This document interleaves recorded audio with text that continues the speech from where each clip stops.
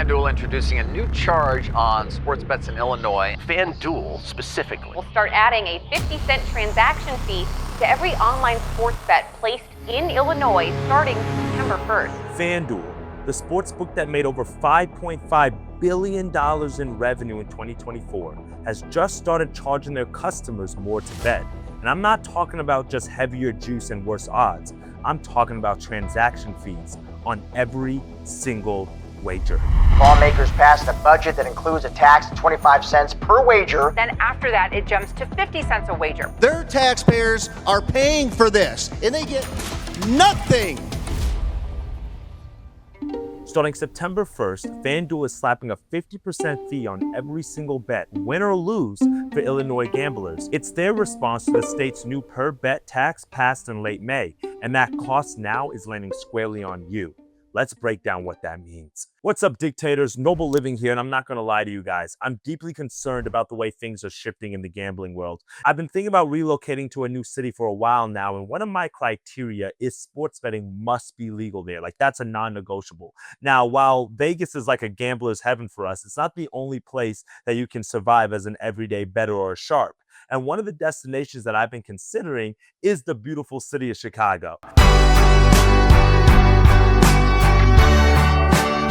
Not only is it amazing with the great water and excellent culinary and cultural scenes, but it's also home to the Great Bally's Casino and all the other online sports books that we use nowadays. However, Chicago may just be getting crossed off the list. Why? Illinois Democrats have just passed a major bill that increases taxes on out-of-state businesses and on recreational vices such as tobacco, vaping, and of course, sports betting. Illinois' new transaction fee tax on sportsbooks includes 25 cents per bet for the first 20 million bets taken, and then 50 cents per bet beyond that. And this kicks in July 1st. Well, what's the issue for FanDuel?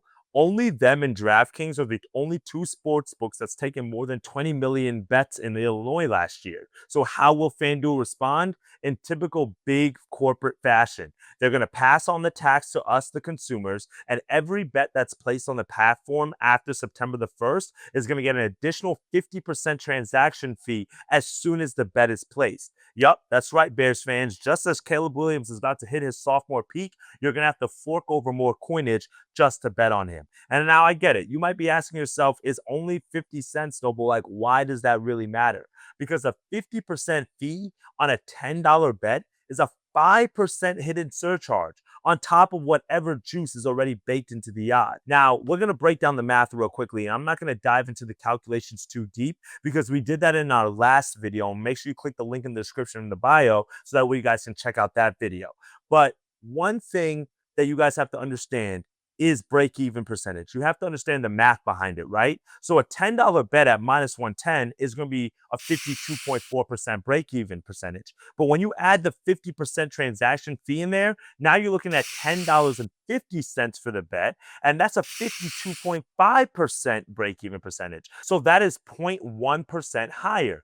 Not too crazy, but nonetheless, more expensive. Now let's take it up a little bit. A $100 bet at minus 110 is still 52.4% for break even, but when we add that 50% transaction fee in there, it now goes up to 52.75%. Again, even more expensive. And that is with a minus 110, a standard bet. Now let's look at a heavier odds situation. Now let's just say like a minus 130 bet. And let's just say we put $10 down on that. The break even is now jumped up to 56.5%, but with our transaction fee cost in there, it now goes up to 57%, literally 0.5% larger. So for $2 and $5 recreational bettors, that's a 10 to 25% fee that you're going to be having to place before you even put the wager down. And those small 0.5% here, 25 bips there, it might not seem a whole lot, but over the course of thousands of bets, hundreds of bets, which the normal everyday gambler is doing, guess what? That's going to snowball. Now, Flutter's CEO, the parent company of FanDuel, has expressed disappointment in the bill, but he also argues that the surcharge is fair and that operators are getting hit too hard, and this is to protect the customers and the market growth. And I find it kind of funny that they're saying that this is to protect the customer and continue to grow market share when I believe that the exact opposite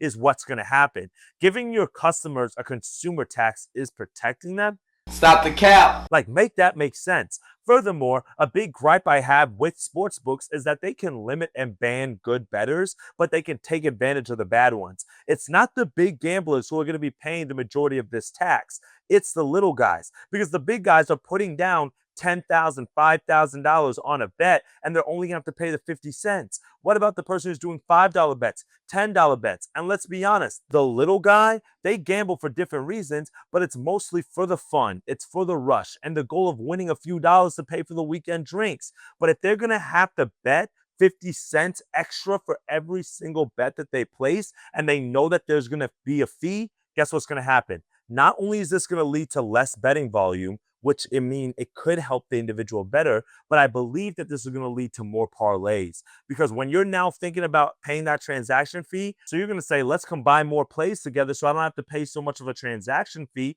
but also you're going to look at the juicy payout as well. And that's the paradox of this whole thing, because you're going to be taking more parlays to pay less in transaction fees, but parlays, you're technically going to win less, so you're going to lose more often. So again, I ask, how is this protecting the customer? Furthermore, CEO Peter Jackson, and I quote, "We also believe the introduction of the Illinois transaction fee will likely motivate some Illinois-based customers to bet with unregulated customers," end quote.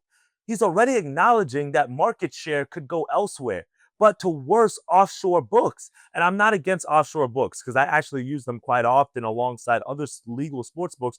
But this behavior is what leads to shady business practices, bad bookies, scam companies, and when it all could have been avoided. Why? Because the customers were on your platform already, and now you're trying to charge them more, and now they might be tempted to go elsewhere. It's ridiculous that Illinois expects everyday bettors to carry the water on a corporate tax hike. FanDuel and DraftKings wield so much power. Why are they not the ones lobbying for smarter taxation, not passing it on? And the result? Us, the casual bettors, we're losing. We're going to have to start doing more complicated things like moving to offshore books, and the regulated industry suffers erosion. This feels like short-sighted revenue grabbing that could drive casual bettors away from legal regulated platforms. I told Front Office Sports exactly the opposite of what good policy should accomplish. This tactic prioritizes profits over the players. We need legislation that protects the average person, not the ones that just shields the big books from the taxes and the corporate giants. And let's look at another industry for an example, the stock market industry. Brokerages like Robinhood, they kill commissions for their trades. And guess what happened to the stock market because of it? We've seen a retail investing revolution. Everyday people feel empowered to participate and take their future in their own hands, to dictate their own fate. But when I look at the sports betting industry, they're going in the complete opposite direction. Something needs to be done, and it starts at the political and the big corporate level. Drop a comment below and let me know if I'm tripping or not. Is this fair, or am I the only person who sees this as blatantly wrong and frankly predatory? So Illinois bettors, starting September 1st, expect your $10 bet to really be $10.50. Your $2 bet to have a 25% surcharge taxed on top of it. Your bankroll getting taxed before the game even starts. And if you care about your betting future, your edge, your freedom to wager how you like to, then we need to speak up. Don't stay quiet, because truthfully, this is just a start. If one state gets away with it, it's not going to stop anything from all 49 following suit. We as consumers, we need to be protected, and there's a lot that needs to go on within this gambling industry to make that happen. If you want to protect your bankroll, understand the math, and pressure lawmakers to act in your interest, hit that like, share, and subscribe button. We fight for the everyday bettor here, not just for the $1 billion book. Dictate your fate, and I'll catch you guys next time.